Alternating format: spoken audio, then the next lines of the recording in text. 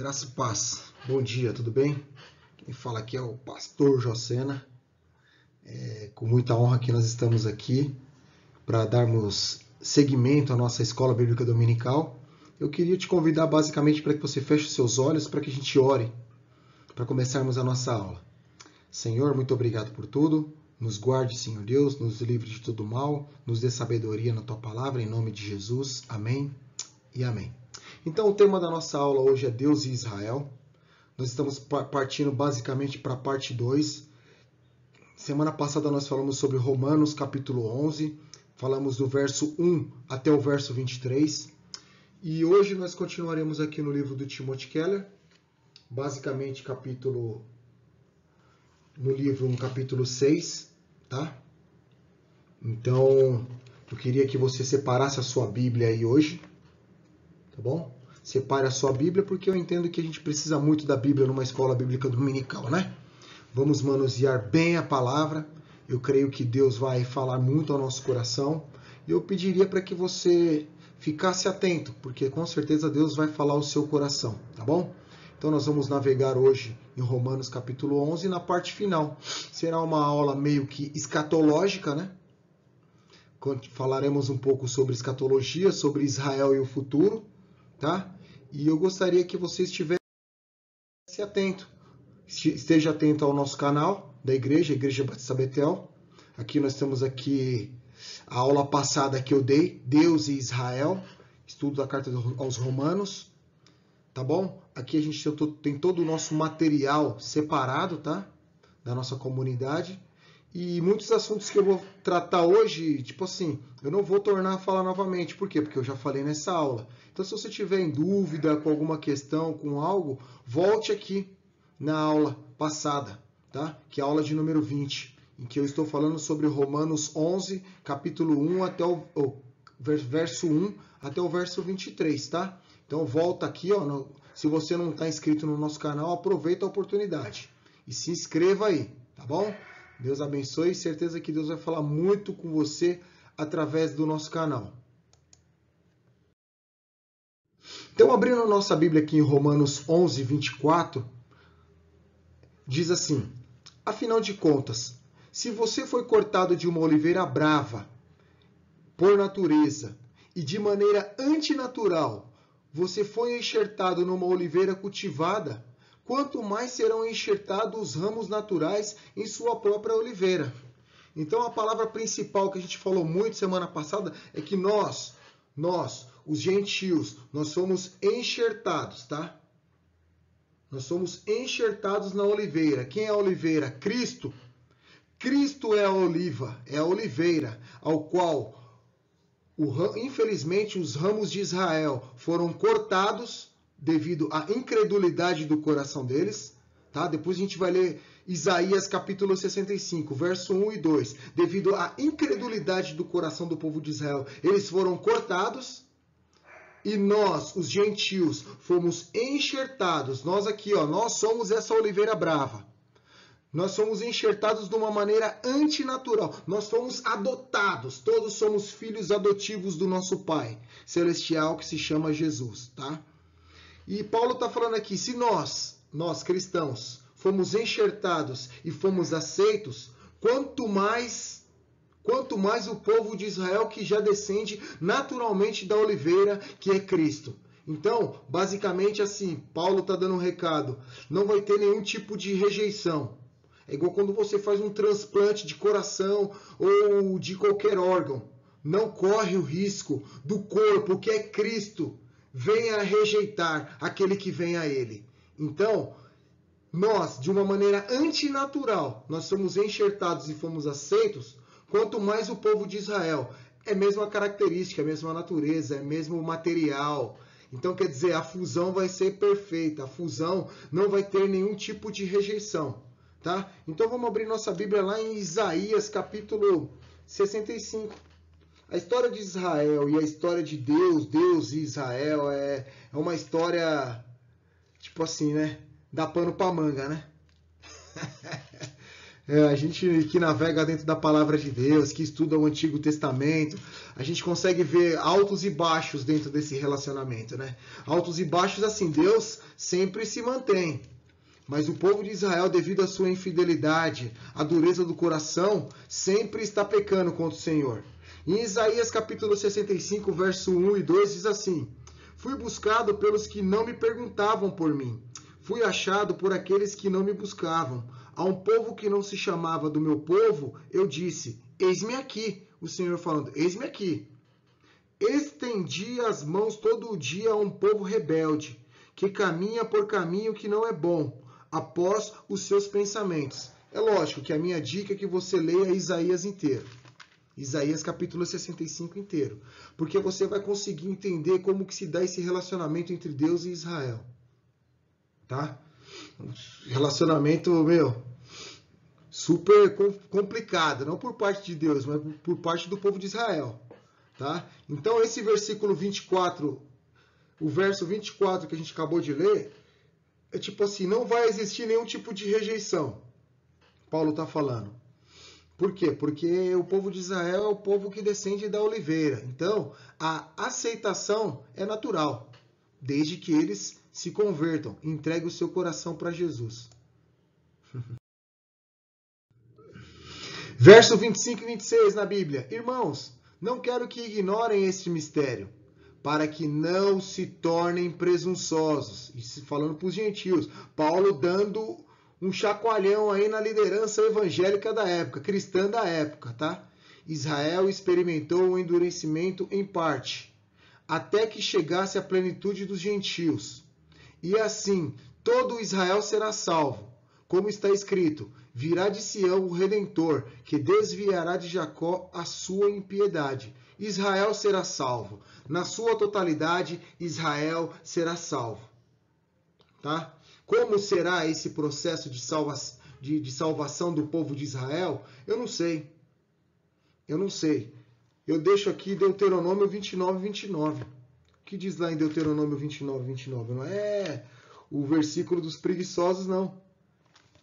Diz assim: as coisas encobertas, Deuteronômio 29, 29, são para o Senhor.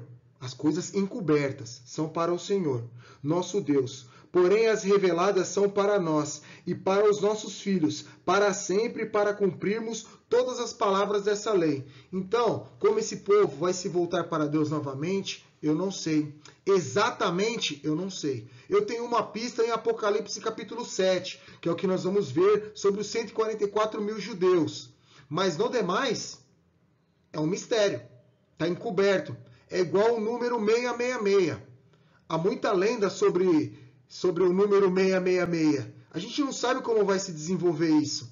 Mas com o advento do fim dos tempos, com as novas tecnologias, com a ampliação do conhecimento, algumas coisas que eram obscuras no passado, hoje já fica mais fácil de nós conseguirmos fazer a interpretação. Tá? Os tempos têm corrido em um tempo acelerado. Então, é um mistério como vai se desenrolar essa vinda do povo de Israel. Assim como o número 666. O anticristo também, ele é um mistério até agora. Mas aos poucos, com o desenrolar da história, o futuro vai se descortinando diante da gente. Ainda mais para nós que temos a mente do Espírito, que temos a mente de Cristo. Então Deus vai dar sabedoria para que nós venhamos a conseguir fazer essa interpretação, essa leitura do final dos tempos. Beleza? Então é isso, basicamente, tá? Então, Israel será salvo. Na sua totalidade? Não. Não será. E eu adoro o pensamento universalista. Seria muito bom que os universalistas estivessem certos. Que todo mundo, que o sacrifício de Jesus atingiu todos. Logo, todos. O sacrifício de Jesus foi tão grande que ele abraçou o mundo inteiro. Sim, muito bonito isso na teoria. Mas na prática eu não tenho base bíblica para sustentar o universalismo. Não tenho base para isso. Mas seria muito bom que no final das contas todos fossem salvos, tá? Então, mas a gente vai seguindo aquilo que a Bíblia nos dá base. Aquele que crê e for batizado, aquele que confessa Jesus, que entrega a vida para Jesus, esse será salvo. Amém? Então é isso. Eu não posso. Aqui é uma escola dominical. Não posso ficar conjecturando, não. Agora sim, aqui eu tenho base para falar. Então eu peço para que você abra sua Bíblia aí. Em Apocalipse, capítulo 7. Quem são os 144 mil judeus do livro de Apocalipse? Quem são? Quem é essa galera? São 12 mil de cada tribo de Israel. Então, como isso vai se desenvolver, eu não sei. Mas eu sei que escatologicamente tem um evento dentro da grande tribulação em que o povo de Israel, as escamas dos olhos do povo hebreu cairá, do povo judeu cairá. Então, 144 mil na grande tribulação, que será um novo mover de Deus, certo? Em que o anticristo vai estar reinando sobre a face da terra, absoluto.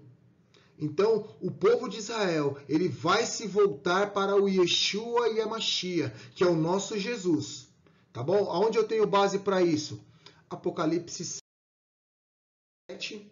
Lê Apocalipse 7 inteiro na sua casa. Está de domingo, tranquilo. Almoça, antes de puxar aquela soneca, dá uma lidinha em Apocalipse. Apocalipse 7, verso 3 e 4 diz assim: Não danifiquem nem a terra, nem o mar e nem as árvores, até que selemos as testas dos servos do nosso Deus. Olha, é uma marca, assim como o batismo no Espírito Santo. Então ouvi o número dos que foram selados, dos que foram separados, dos que foram marcados. 144 mil de todas as tribos de Israel. 12 tribos, 12 mil de cada tribo. Certo? Então vamos lá. Apocalipse 7, 3 e 4. Vamos pular para o 13 e 14. Então um dos anciãos me perguntou: Quem são esses que estão vestidos de branco? E de onde vieram? Respondi: Senhor, tu o sabes. E ele disse: Estes são os que vieram da grande tribulação e lavaram as suas vestes e a branquearam no sangue do Cordeiro. Aqui é a nação, o povo de Israel. O povo que entregou, que reconheceu Jesus como Messias.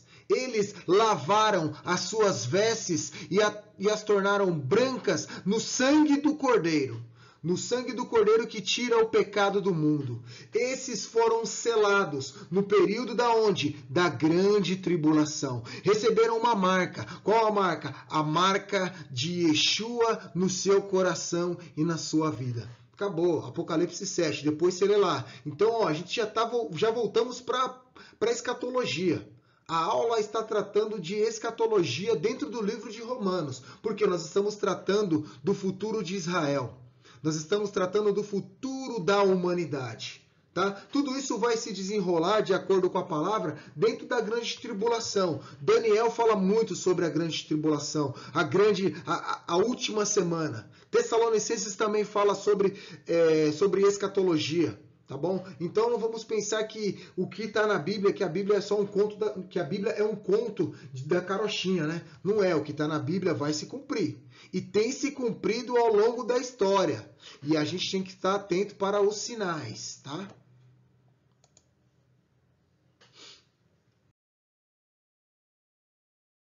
Romanos 11, 27 e 29 diz assim: E esta é a minha aliança com eles, quando eu remover os seus pecados. Todos nós sabemos que sem derramamento de sangue não há purificação dos pecados. Que sangue? O sangue de Jesus tem poder. O sangue de Jesus tem poder para limpar-nos dos nossos pecados e das nossas transgressões. Quanto ao Evangelho, eles são inimigos por causa de vocês. Vocês quem? De nós. Mas quanto à eleição, são amados por causa dos patriarcas, pois os dons e o chamado de Deus são irrevogáveis. Amém? Então fica sempre a dica aí, né? Potencialmente Cristo morreu para o mundo inteiro, para o universo inteiro, mas efetivamente somente a igreja será salva.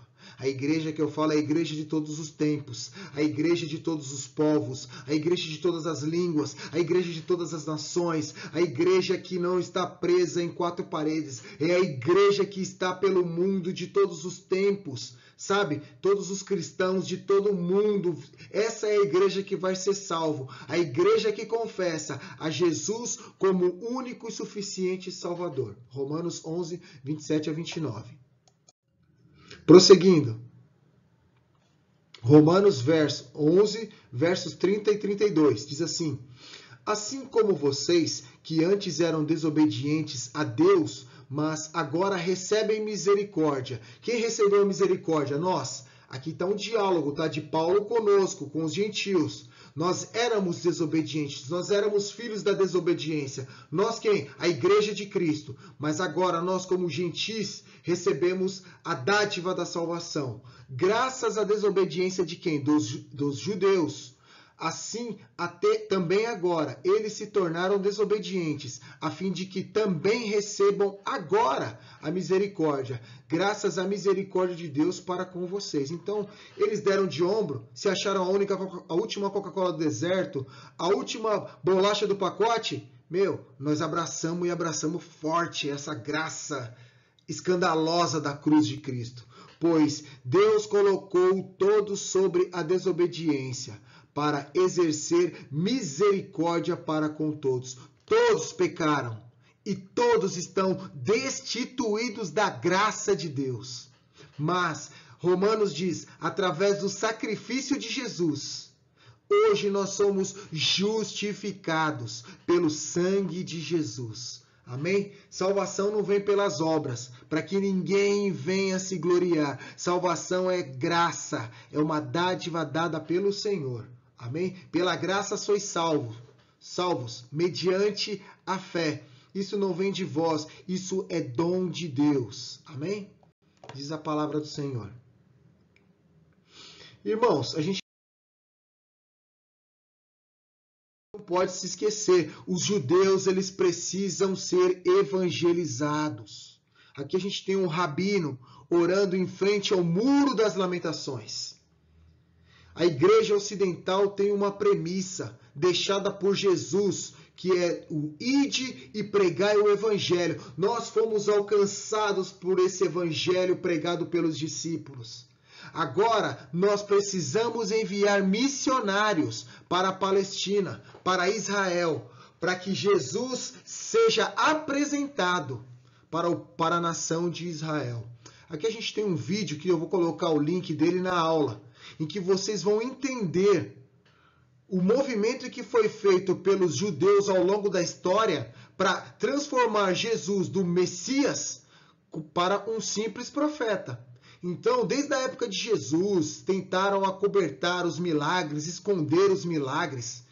Para os judeus, Jesus é uma construção, é uma mera construção da igreja ocidental. Jesus não é o Messias, eles estão esperando o Messias ainda, que já veio há 2000 anos atrás. Eles estão aí precisando de um delay. Aliás, eles estão com o delay do universo ainda, né? Então está precisando aí ter uma renovação que vai ser feita através do Espírito Santo enviando missionários para pregar a palavra de Deus para o povo de Israel.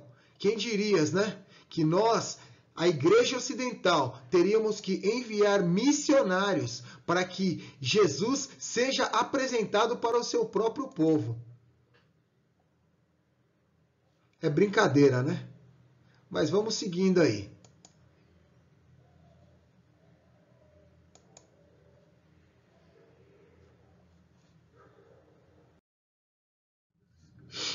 E ficaram escandalizados por causa dele. Mas Jesus lhes disse: só em sua própria terra e em sua própria casa é que um profeta não tem honra. E não realizou muitos milagres ali, por causa da sua incredulidade. Mateus capítulo 13, verso 57 e 58. Foi isso que aconteceu. Jesus, como um profeta, não teve o reconhecimento dentro da sua própria parentela. Hoje, quase 2000 anos atrás, a igreja ocidental é obrigada a mandar missionários para a Palestina, a fim de que o mistério de Jesus seja esclarecido e que Jesus seja apresentado no poder do Espírito Santo, para que o povo judeu se converta a Jesus.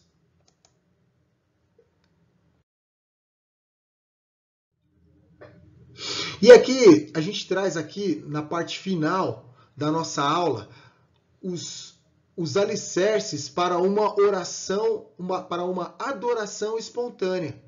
Uma adoração espontânea, ela deve ser feita em espírito e em verdade. Ela deve ser o fruto do ensino à adoração. Ela deve ter uma alegria em conhecer a Deus. E ela deve focar na onisciência de Deus.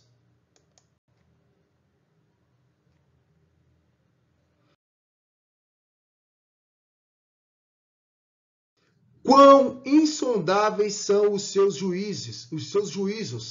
Romanos 11:33 diz assim: ó profundidade da riqueza, da sabedoria e do conhecimento de Deus. Quão insondáveis são os teus juízos e inescrutáveis os seus caminhos. Romanos 11:33.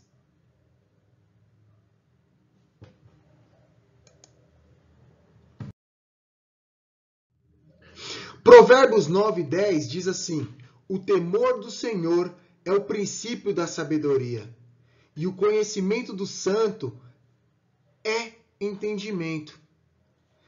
O conhecimento gera sabedoria, gera um tesouro para a vida. E eu te convido aí para que você abra a sua Bíblia no Salmo de número 37:5, que diz o que no Salmo 37:5? Diz assim: entrega o seu caminho ao Senhor, confia nele e o mais ele fará. Max Lucado, pegando base aqui no Salmo 147, verso 4 e 5, diz assim: nosso Deus, ele é ilimitado. Somos limitados pela capacidade do nosso cérebro, pelo tempo, pela sobrecarga de relacionamento, pelas responsabilidades. Uma pessoa só pode estar em um treino de futebol de cada vez.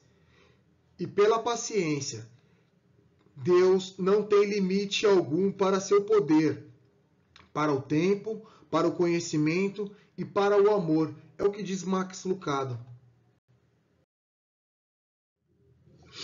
Um Deus cujos caminhos pudéssemos discernir em sua totalidade seria um Deus bastante limitado. Nós louvamos a Deus por tudo que Ele tem revelado ao nosso coração. E o louvamos por haver tanto mais que Ele não revelou. Podemos não ser capazes de entender tudo ao respeito de Deus, mas somos capazes de nos maravilharmos com Ele. Romanos 11:34 e 35 diz assim: quem conheceu a mente do Senhor? Ou quem foi o seu conselheiro?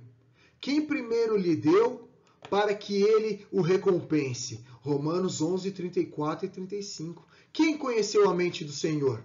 Ou quem foi o seu conselheiro? Essa base aqui, ó, se nós pegarmos aqui, está em Jó 41:11 e Isaías 40:13, ou Isaías 40, do verso 13 ao verso 14. É o quê? É o Espírito Santo falando aos nossos corações. Quem primeiro me deu a mim, diz o Senhor, para que eu haja de retribuir-lhe, pois o que está debaixo de todos os céus é meu, diz Jó 41:11. E olha que legal esse paralelo aqui de Isaías 40, verso 13 e 14. Quem definiu os limites para o Espírito do Senhor? Ou o instruiu como o seu conselheiro? Quem foi o conselheiro do Senhor? O Senhor quem? O Espírito Santo. Tá vendo esse trocadilho aqui?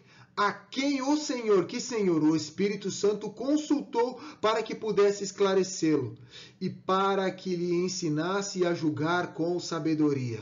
Então Isaías e Jó estão conversando aqui, colocando o Espírito Santo como Deus, como fator preponderante dentro da criação. E a gente pega aqui e fala, lógico, de Jesus, né? Porque se Cristo não for o centro do louvor, da oração, da pregação e dos testemunhos, então nós não temos um culto. Temos um evento carnal. Falando sobre a adoração, a verdadeira adoração vem pela meditação das Escrituras em particular. Quantas vezes nós somos pegos meditando dentro da palavra de Deus? E a palavra, ela se descortina nos nossos corações. E o Espírito Santo revela qual é a sua boa, perfeita e agradável vontade. E nós somos quebrantados diante do Espírito Santo. E há um conforto, há uma libertação, há uma salvação ministrada no nosso coração, que vem sempre acompanhado de lágrimas. E esse é o verdadeiro louvor que flui dos porões, dos rincões da nossa alma. O louvor, meu irmão, minha irmã, minha criança querida, o louvor é medicina para a alma, é medicina para o nosso espírito. O louvor, a adoração liberta, cura, entendeu? A Bíblia é o centro de qualquer louvor e adoração, pública e privada. A Bíblia, o nosso único guia de fé e prática, é o centro de toda a nossa adoração. Não existe adoração fora da palavra de Deus. Amém? Romanos 11:36 diz assim: pois dele, por ele e para ele são todas as coisas. A ele seja a glória para sempre. Amém, amém e amém. Pois dele, por ele e para ele. Ele quem? É a pergunta que eu deixo. Ele quem? Jesus, Yeshua, Yamashia. Porque por Jesus, para Jesus, são todas as coisas. A Jesus seja toda a glória para todos sempre. Amém.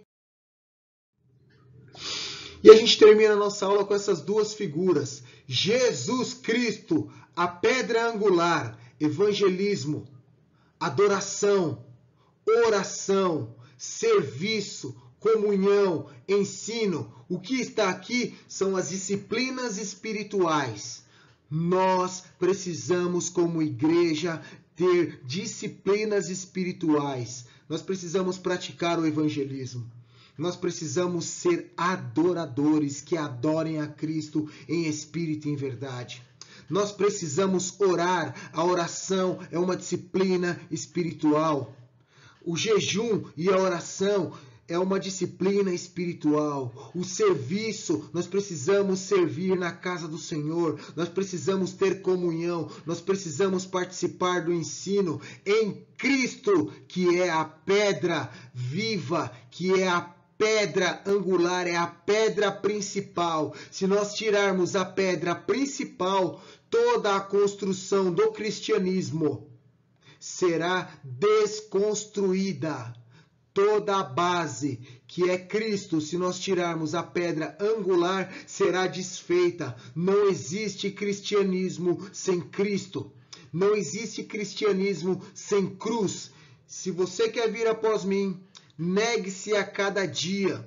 Tome a sua cruz e me siga. Siga a Jesus, o grande Salvador, o grande descendente da raiz de Davi, que veio para o mundo para nos salvar. Mateus capítulo 1, preste atenção na genealogia de Davi até Jesus. Jesus é o grande Salvador de Israel.